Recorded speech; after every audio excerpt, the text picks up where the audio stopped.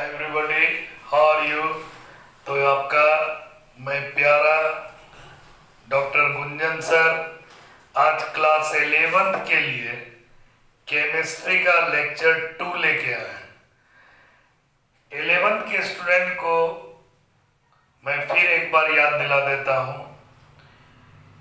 कि 10th का result अभी आया नहीं है और आप धीरे धीरे कंसंट्रेट होके हर विषयों की पढ़ाई कीजिए। हर सब्जेक्ट को इम्पोर्टेंट समझ के हर सब्जेक्ट पे रेगुलर टाइम देते हुए, कोई जरूरी नहीं है कि हम सुबह से लेके रात तक पढ़ें। आप एक टाइम लिमिट कर दीजिए। हर घंटे हर सब्जेक्ट पे 2.5 से 3 घंटा शुरू से देते चले जाइए और जब समय आएगा एग्जामिनेशन का तो उस पीरियड में थोड़ा रिफ्रेशमेंट करते हुए न्यूमेरिकल पोर्शन को देखते हुए आगे बढ़ना है। तो 11th के स्टूडेंट के लिए 11th बेसिक चीज है और ये अगर सही से, चाहे बच्चा पीसीबी ले चाहे बच्चा पीसीएम ले, नीट जेई किसी की तैयारी 11th क्लास से ही होती है। 11 पे पकड़ बनाना बहुत इंपॉर्टेंट है प्यारे बच्चों, ठीक है। तो आपका 11th का केमिस्ट्री का पहला टॉपिक था some basic concept in chemistry. Video lecture बनाने में लेट नहीं होगा इसीलिए कि मुझे कई क्लास के वीडियो को देना पड़ रहा है। तो मैं कोशिश करूंगा कि 11th के बच्चों को कम से कम एक वीडियो हर अल्टरनेट डे पे जरूर दो। सब्जेक्ट पहले केमिस्ट्री का कुछ कर दें, फिर फिजिक्स देंगे और बायो का लेक्चर तो आपको अल्टरनेट मिलेगा ही मिलेगा। तो कोई भी 2 सब्जेक्ट का वीडियो अल्टरनेट आपको मिलेगा और फिर जो रेस्ट सब्जेक्ट है उसको बाद में देंगे। तो चैनल को सब्सक्राइब कीजिए, बेस मजबूत कीजिए और आप ईमानदारी से नोट करते चले जाइए पेन और पेपर पे। तो फिर आपको अलग से मेहनत करने की जरूरत कम पड़ेगी, ठीक है। तो डियर स्टूडेंट, आपका टॉपिक था some basic concept of chemistry. तो क्लास 11th के स्टूडेंट को सबसे पहले आप एनसीईआरटी बुक जरूर खरीद लीजिए। चाहे एनसीईआरटी, चाहे बच्चे बिहार बोर्ड के हों, सीबीएसई बोर्ड के हों या आईसीएसई बोर्ड के हों, किसी भी बोर्ड के हों, चूंकि नीट का क्वेश्चन एनसीईआरटी से ज्यादा रहता है। एनसीईआरटी का इनऑर्गेनिक और बायोमोलिक्यूल, एवरीडे लाइफ, पॉलीमर, ये सब बहुत ज्यादा से ज्यादा पूछा जाता है जो एनसीईआरटी को फॉलो करना है, ठीक है। और बिहार बोर्ड के स्टूडेंट का ऑब्जेक्टिव क्वेश्चन एनसीईआरटी का फॉर्मूला बेस्ड होता है। एनसीईआरटी अगर पढ़ लीजिएगा तो आपका एग्जाम अच्छा जाएगा। और सीबीएसई वालों के लिए तो एनसीईआरटी बेस है, पिलर है, ओके। तो अब हम लोग स्टार्ट कर रहे हैं। एनसीईआरटी के अलावा अगर हेल्पिंग बुक लेना है तो ओपी टंडन का बुक ले लीजिए। किसका? ओपी टंडन। और एक न्यूमेरिकल, कोई भी न्यूमेरिकल बुक बना सकते हैं लेकिन बेस्ट होगा आरसी मुखर्जी, ठीक है। ऐसे ओपी टंडन में भी न्यूमेरिकल एमसीक्यू सारा दिया हुआ है। तो एमसीक्यू का बुक ले लीजिएगा ऑब्जेक्टिव, तो आपको फायदा करेगा, ठीक है। तो ये मेरा एक छोटा सा सजेशन था। अब मैं अपने टॉपिक पे आता हूं। लेक्चर नंबर 1 में हम पढ़ाए थे what is chemistry and what is the relation of chemistry with other subject, ठीक है। तो केमिस्ट्री के रिगार्डिंग, केमिस्ट्री का कितना ब्रांच है, वो सारा हम डील किए थे। ठीक है, केमिस्ट्री कहने का मतलब ही स्टार्ट हो जाता है डियर स्टूडेंट, मैटर, और matter is made up of atom, और एटम का ग्रुप जब मिल जाए तो मॉलिक्यूल। तो इस चैप्टर में हमको क्या क्या बेसिक चीज पढ़ना है, तो मेन चीज है इसका mole concept, empirical and molecular formula, stoichiometry and calculation based on stoichiometry. ठीक है, how we balance the chemical equation. ठीक है, तो ये सब इस चैप्टर का इंपॉर्टेंट टॉपिक है। शुरू में फिजिक्स के फर्स्ट चैप्टर का कैलकुलेशन केमिस्ट्री के फर्स्ट चैप्टर में भी दिया हुआ है, जो कि हम आपको एक एक करके डाटा देते जाएंगे लिख के और बताते जाएंगे, थोड़ा थोड़ा करके आप आगे बढ़िएगा। वेट एंड मेजरमेंट से related, unit of pressure, volume, temperature and mass, इससे रिलेटेड। उसके बाद centimetre, millimetre, decametre, hectometre, lactometer, ये इसका एक चार्ट देंगे। तो ये चार्ट हम एक एक करके टेबुलर फॉर्म में आपको सप्लाई करेंगे। ठीक है, तो इस चैप्टर का बेसिक चीज, सब बेसिक कंसेप्ट ऑफ केमिस्ट्री जो कह रहा है, क्या कह रहा है, जो आपको जानना चाहिए, वो बताने के बाद हम मेन टॉपिक पे आएंगे, मोल कंसेप्ट, फिर आएंगे इंपेरिकल मॉलिक्यूलर, फिर आएंगे स्टिचियोमेट्री और स्टिचियोमेट्री कैलकुलेशन, और इम्पॉर्टेंट है लॉ ऑफ केमिकल कॉम्बिनेशन। तो अब हम क्या कर रहे हैं, पहले आपका थियोरेटिकल पोर्शन को ठीक कर दे रहे हैं। तो सब बेसिक कंसेप्ट का पहला लेक्चर देख लीजिएगा, आज हम सेकेंड लेक्चर दे रहे हैं, और इसके बाद लॉ ऑफ केमिकल कॉम्बिनेशन भी पढ़ा देंगे, तब हम मोल कंसेप्ट से स्टार्ट करेंगे। और आपसे वीडियो देने में लेट हो रहा है, इसके लिए सॉरी। सब्सक्राइब कीजिए, पेन और पेपर खोलिए, चलिए स्टार्ट कीजिए। तो dear student, chemistry means matter, और matter made up of atom, और वहीं से केमिस्ट्री हमारा स्टार्ट होता है। तो मैटर किसको कहते हैं? Anything which occupies space and have mass is called matter. और इसको सेकेंड लैंग्वेज में बोल सकते हैं, matter are the substances from which objects can be made. For example, iron is the matter, whereas nail, NaIL, nail is an object। एक ही matter iron है, उससे तरह तरह का ऑब्जेक्ट बना सकते हैं, और वह क्या करेगा? स्पेस ऑक्युपाई करेगा, उसके पास एक डेफिनिट मास होगा। ठीक है, इस चैप्टर में आपको molecular mass, atomic mass, molar mass के बारे में भी जानना है, इक्विवेलेंट मास, मॉलिक्यूलर मास में क्या रिलेशन है ये भी जानना है, एटॉमिक मास और इक्विवेलेंट मास क्या है ये भी जानना है। तो ये बहुत सारी बातें क्लास 9 से उठ के आया है, तो हम इसको ब्रीफ कर रहे हैं। डिटेल प्रॉपर्टी आप क्लास 9 का वीडियो क्लिक करके जो आपके काम का होगा उस टॉपिक को देखिएगा। ठीक है, कुछ स्टिचियोमेट्री से रिलेटेड क्लास 10th में है, उसको देखिएगा। तो इससे आपका मोलर मास क्लास 9th में है, 9th का वीडियो देखिएगा। तो कंपैरिजन करके आपका ये टॉपिक वहीं से स्टार्ट होता हुआ चला आया है। ठीक है, तो अब चलिए ज्यादा लेट नहीं करते हुए, मैटर। तो मैटर किसको बोले? मैटर कहते हैं कि दस anything which occupies space and have mass is called matter. अब मैटर का क्लासिफिकेशन है। ठीक है, तो मैटर को हम लोग दो क्लास में, एक है classification of matter, classification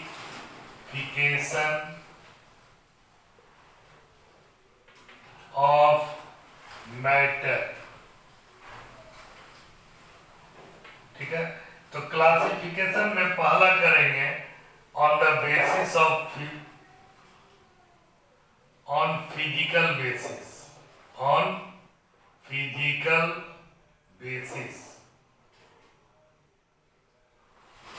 physical basis से मैटर को बेसिकली 3 क्लास में बांटे हैं, सॉलिड, लिक्विड और गैस। ठीक है, तो फिजिकल क्लासिफिकेशन मैटर को कितना क्लास में बांटे, सॉलिड, लिक्विड और गैस। सॉलिड में रिजिडिटी होता है और लिक्विड और गैस में फ्लूइडिटी होता है। तो मैक्सिमम फ्लूइडिटी गैस में होगा। अगर गैस यहाँ लीक कर जाए तो पूरे सराउंडिंग में तेजी से फैल जाएगा, चलता हुआ चला जाएगा। लेकिन अगर कोई लिक्विड गिर जाए, वाटर, मिल्क, तो वह भी फ्लो करेगा, गैस के तुलना में उसका फ्लूइडिटी कम होगा। तो फ्लूइडिटी किस पे डिपेंड करता है, इंटरमॉलिक्यूलर फोर्स ऑफ अट्रैक्शन पे, इंटर पार्टिकल स्पेस पे। तो सॉलिड में इंटरमॉलिक्यूलर फोर्स ऑफ अट्रैक्शन बहुत ज्यादा है, सॉलिड में इंटर पार्टिकल स्पेस बहुत कम है।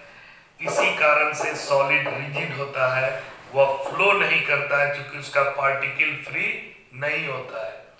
लिक्विड में सॉलिड के कंपैरिजन में पार्टिकल थोड़ा लूज हो जाता है, पार्टिकल के बीच में इंटरसेलुलर स्पेस आ जाता है और kinetic energy of the particle थोड़ा हाई हो जाता है, मोशन बढ़ जाता है, लेकिन सॉलिड में मोशन नहीं रहता है।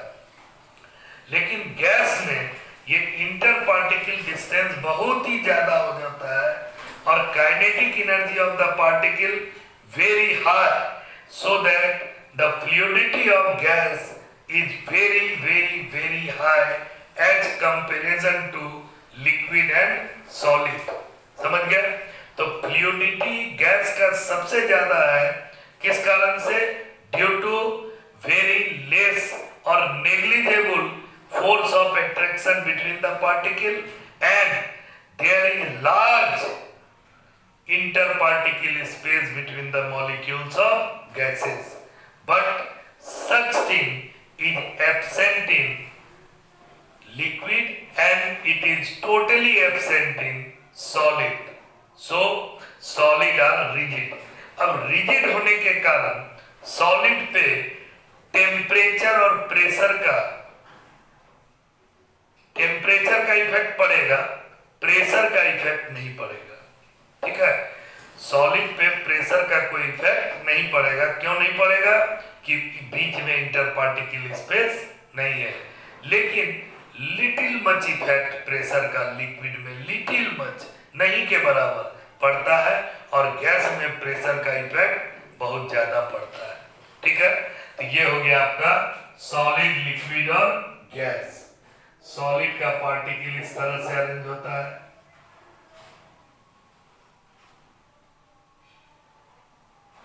लिक्विड का पार्टिकल थोड़ा फ्री हो जाता है और गैस का पार्टिकल पूरा फ्री हो जाता है। ठीक है, अब बाकी प्रॉपर्टी आप 9 के वीडियो को क्लिक कीजिएगा, properties of solid, liquid and gas पढ़ लीजिएगा। इसके अलावा 2 more state of matter, 2 more state of matter. एक है plasma state, plasma state electron और पॉजिटिव आयन का स्टेट है। ये इसका कंपोजिशन होता है इलेक्ट्रॉन और पॉजिटिव आयन। और एक है BEC state, super cooled gas, जिसका डेंसिटी बहुत ही कम होता है। ठीक है, उसको हम लोग बोस-आइंस्टीन कंडेंसेट स्टेट कहते हैं। तो इस दोनों स्टेट के बारे में हम आपको कभी बाद में बता देंगे। आपके बुक में है नहीं, 9th में था, लेकिन आपको जानना चाहिए। तो इसके बारे में हम आपको बताएंगे। इसका बेस्ट एग्जांपल है हीलियम, ठीक है। उसको कैसे किया, कैसे बनाया, ये बताएंगे। तो ऑन द बेसिस ऑफ, तो लिक्विड और गैस में कौन प्रॉपर्टीज होगा, फ्लूइडिटी। फ्लूइडिटी, फ्लूइडिटी किसको कहते हैं, the substances which can flow, substances which can flow, वह सब्सटेंस जो बह सकता है, दैट इज कॉल्ड फ्लूइडिटी। और इसका मेन प्रॉपर्टी है रिजिडिटी, ठीक है। सॉलिड का शेप और वॉल्यूम डिफिनिट होता है, shape and volume are definite. Liquid का volume definite,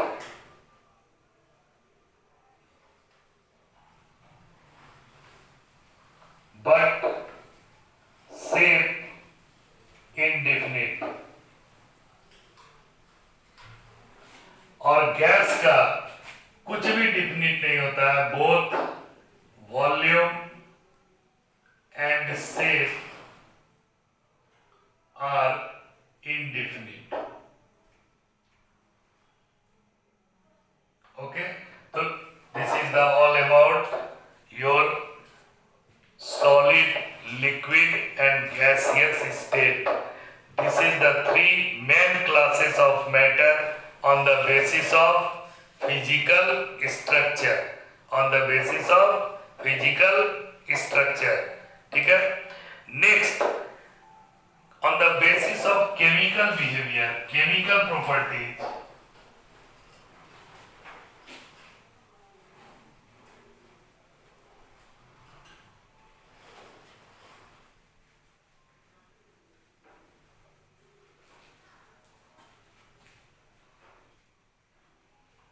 On the basis of chemical properties,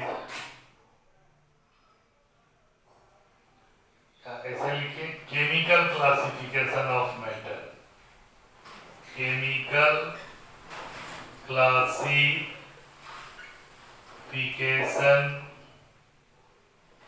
of matter, ठीक है।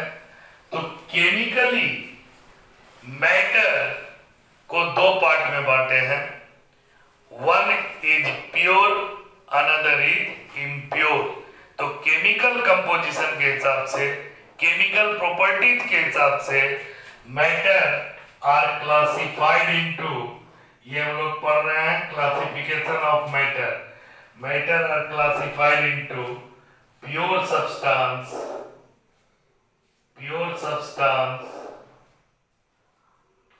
and impure substance।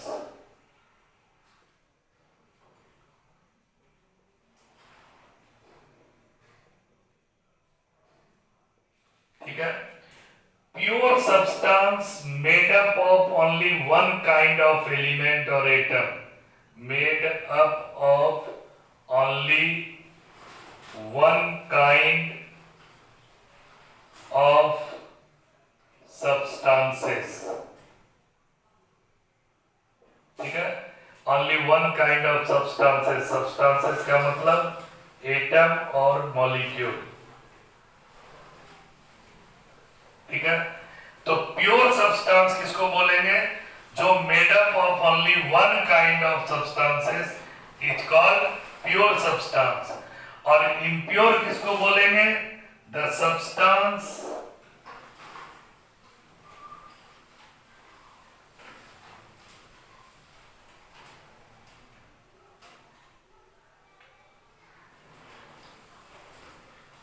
the substances made by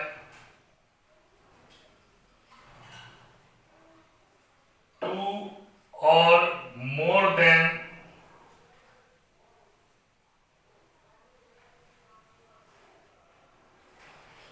two different kind of compound, different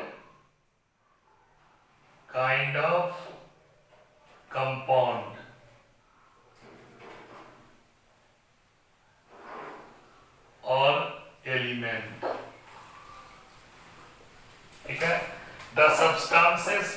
by two or more than two different kind of compounds or elements is called impure substance. ठीक है? अब impure substance is also known as mixture. Impure substances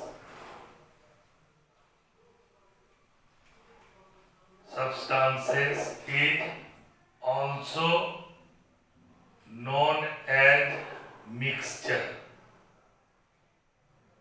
ठीक है? Pure substance को फिर further two part में divide किए हैं, एलिमेंट और कंपाउंड. Element and compound. तो एलिमेंट किसको बोले? तो इसका the substance which made up of only one kind of atom is called element. The substance which made up of only one kind of atom is called element. Okay? जैसे element made up of only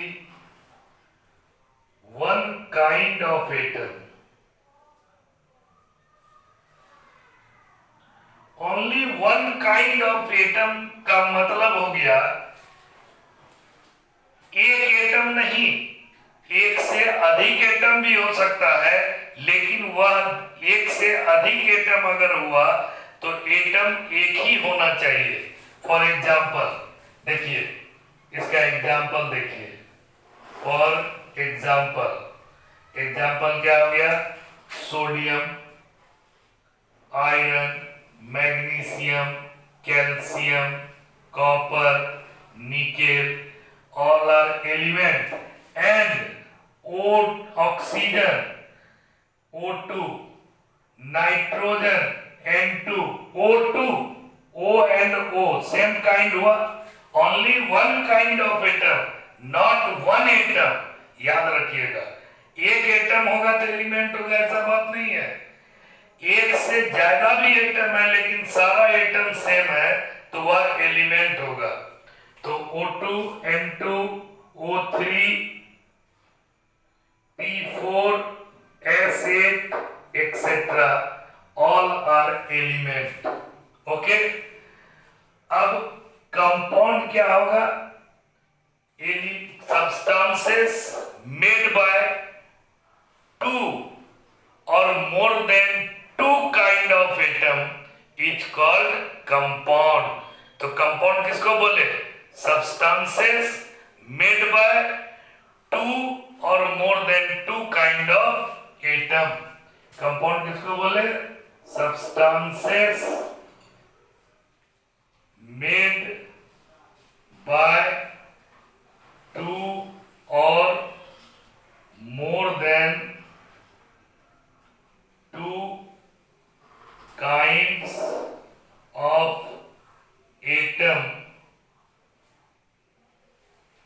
of atoms in a fixed proportion by mass. Mass ratio fix होना चाहिए, fix proportion by mass. इसीलिए compound का melting point, boiling point सब fixed होता है.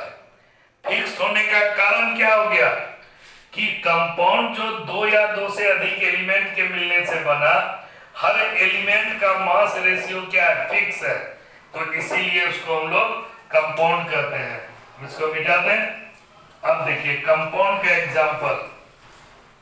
Compound का example हो गया H2O, हाइड्रोजन दो एटम, एक atom oxygen, CO2, HCl, NH3, CaCO3, NaCl.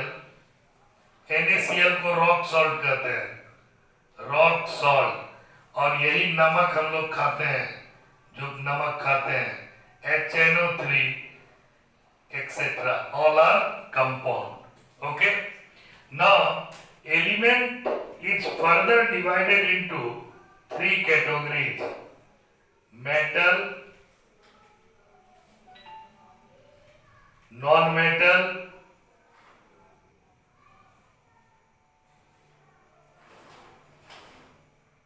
metals, non-metals and metalloid।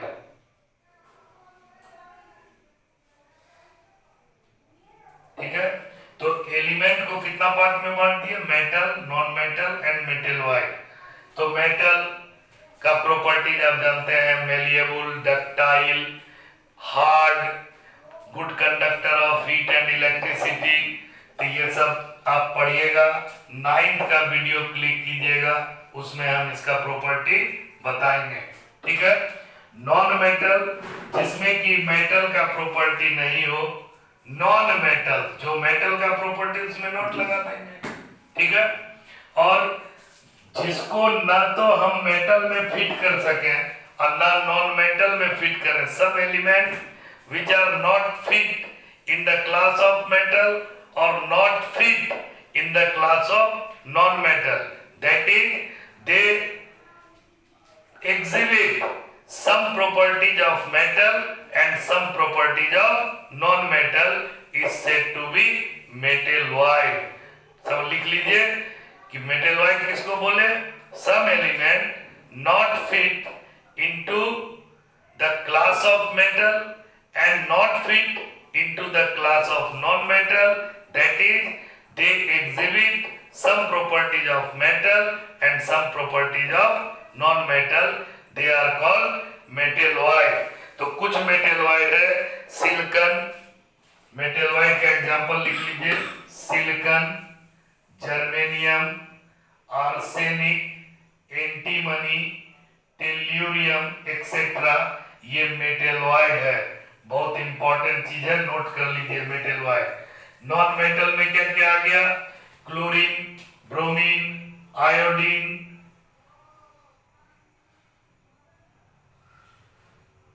Carbon, उसके बाद nitrogen, oxygen, hydrogen etcetera.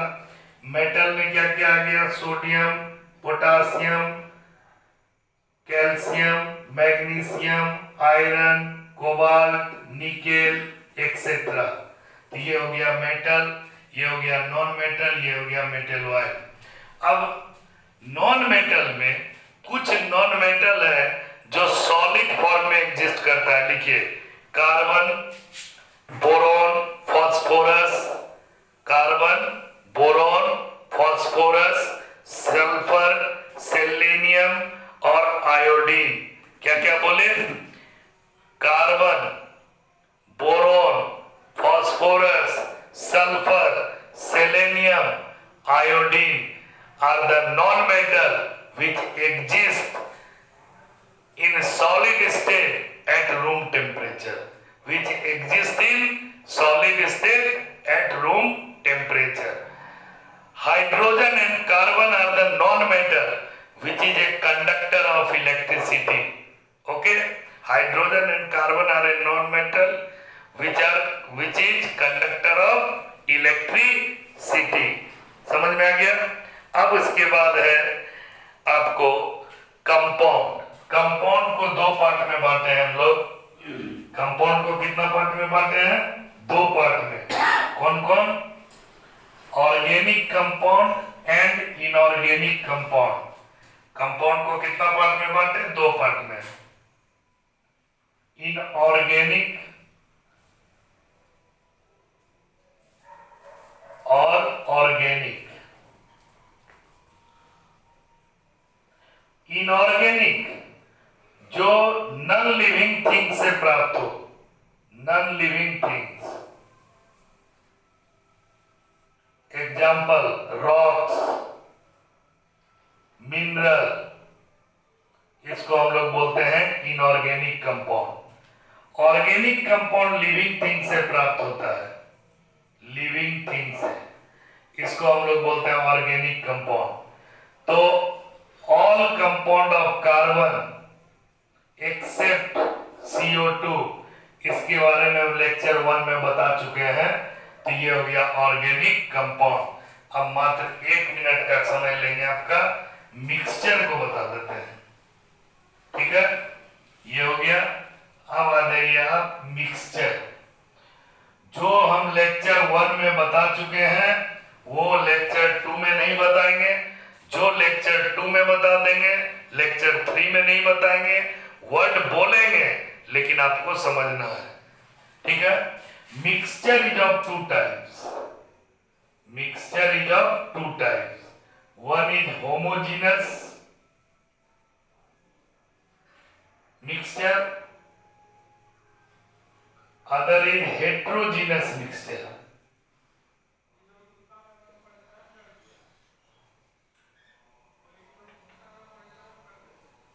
Heterogeneous mixture. Homogeneous, composition of the component are throughout same. जैसे एक glass पानी ले लीजिए और इसमें 1 चम्मच सॉल्ट डाल दीजिए NaCl और इसको मिला दीजिए। अब आप ऊपर से निकाल के टेस्ट कीजिए तो उतना ही नमकीन लगेगा, नीचे से निकाल के टेस्ट कीजिए तो उतना ही नमकीन लगेगा। और जब इसमें नमक डिसॉल्व हो जाएगा तो naked I even with the microscope नमक आपको दिखाई नहीं देगा। यानी जो सॉल्यूशन बनने के बाद एक जैसा हो जाए, कंपोजिशन सब जगह बराबर हो जाए सॉल्यूट सॉल्वेंट का, जिसको कि नेकेड आई से या इवन माइक्रोस्कोप से दिखाई नहीं पड़े component of the mixture. Component of mixture not seen with naked eye और even with microscope, such mixture is called homogeneous mixture। पानी में आप नमक भी मिला दीजिए, चीनी भी मिला दीजिए और घोल दीजिए, बाद में आपको आंख से ना नमक दिखेगा ना चीनी दिखेगा और माइक्रोस्कोप से भी कंपोनेंट नहीं दिखेगा और उसको हम किसी भी फिजिकल मेथड से सेपरेट नहीं कर सकते हैं। That mixture is called homogenous mixture. तो इसका एग्जांपल लिख लीजिए, एल्लोइड, होमोजेनस का example alloyed iodine in CCl4। Alloyed मतलब mixture of 2 or more metal along with some non-metal। Alloy का मतलब mixture of 2 or more metal along with some non-metal। Example brass is an alloy of copper and zinc, stainless steel, gun metal, all are alloys। एल्लोय देखने में एक जैसा लगता है लेकिन काम दूसरा लिखिए, benzene plus toluene, benzene C6H6 इन टोल्यूइन C6H5CH3, ये बेंजीन हुआ, ये टोल्यूइन हुआ, C6H5CH3 टोल्यूइन हुआ। Methanol and water, methanol CH3OH plus water और salt in water, salt in water और sugar in water, sugar in water, all are example of homogeneous mixture। अब heterogeneous mixture तो समझ गए, एक पानी ले लिए एक बीकर में और थोड़ा सा इसमें बालू मिला दिए तो बालू नीचे सेटल कर जाएगा, ऊपर भी कुछ बालू बच जाएगा। नेकेड आई से बालू अलग दिखेगा, पानी अलग दिखेगा, तो कंपोजिशन जब थ्रू आउट सेम नहीं होगा तो उसको हम लोग क्या बोलेंगे, हेट्रोजीनस मिक्सचर। समझ गए? पानी में चॉक तोड़ के मिला दीजिए, chalk not dissolve in water, तो चॉक भी सेपरेट दिखेगा और पानी भी सेपरेट दिखेगा। And heterogeneous mixture can be separated by physical method. Heterogeneous को फिजिकल मेथड से सेपरेट कर सकते हैं। तो इसका एग्जांपल लिख लीजिए, सल्फर प्लस सैंड। हेट्रोजीनस का एग्जांपल लिखिए, sulphur plus sand iron plus sand, ठीक है, sulphur plus sand, iron plus sand, smoke, धुआं जो है, smoke, sand in water, soil in water, all are example of heterogeneous mixture. Okay, तो यहाँ पे हम क्लास खत्म करते हैं। कल पढ़ाएंगे यूनिट एंड मेजरमेंट इसी टॉपिक का।